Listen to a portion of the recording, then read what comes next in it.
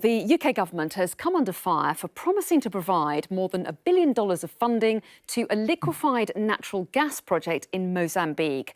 A group of climate scientists say providing that funding is incompatible with climate targets and that it undermines the UK's global leadership on climate change. But the government argues the gas has a vital role to play in a clean energy transition.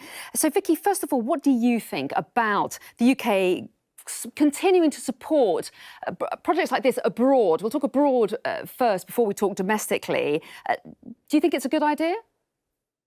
Well, this particular one, of course, if you think about liquefied natural gas, it's quite useful. It has been very useful in the UK, recently has been useful in Europe, and it will be quite useful in Asia, where it's meant to be going from Mozambique.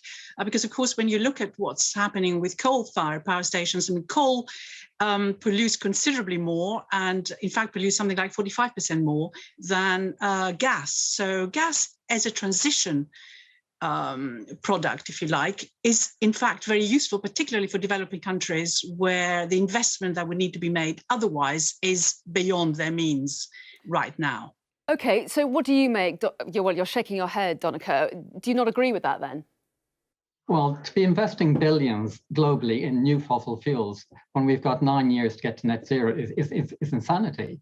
The recent research in the journal Nature said we need to leave 60% of existing gas in the ground if we're going to have just a 50% chance of not breaching 1.5 degrees centigrade. So what Britain should be doing is investing in enabling developing countries go directly to renewables rather than making them dependent on new fossil fuel investment. And we have to remember the investment in Mozambique is a tiny fraction of what Britain's investing globally. It's just 0.1%. Over the next 10 years, British banks, government, and oil companies are proposing to invest 750 billion in new fossil fuels, including gas. It's untenable. What about domestically then, Vicky? I know that Shell talked last week about the need for continued investment in oil and gas. They say it's critical to the country's energy security. What about the UK?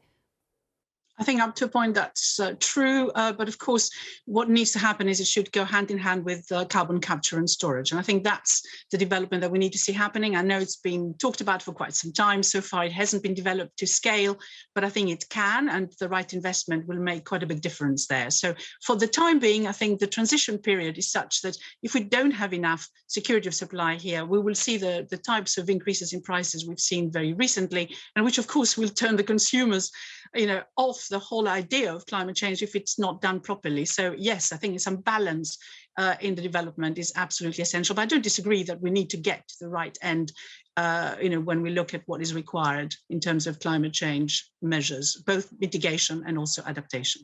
And Donica, the UK government says there's likely to be an ongoing but diminishing demand for oil and gas, that the UK couldn't commit to phasing out the energy sources entirely for now. Do you think that's a fair position? Nobody's talking about phasing out oil and gas immediately. What we're talking about is a transition over maybe a decade. What we are talking about is stop investing in new fossil fuels. We have more than enough gas to burn the planet. We have more than enough oil. So investing $5 trillion over the next 10 years in new fossil fuels, which the government is supporting through our banks, etc., it doesn't make any sense. So that's the situation we have to do, is stop the new investment in fossil fuels and actually invest the $5 trillion in renewables for both UK and foreign developing countries.